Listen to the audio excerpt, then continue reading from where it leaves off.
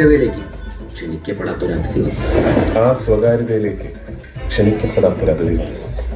എൻ്റെ കുടുംബത്തെ പോലും തകർക്കാൻ കെൽപ്പുള്ളൊരതിഥി. എൻ്റെ കുടുംബത്തെ പോലും തകർക്കാൻ കെൽപ്പുള്ളൊരതിഥി. ഇവന് തലയ്ക്ക് വല്ലതും പറ്റിയോ?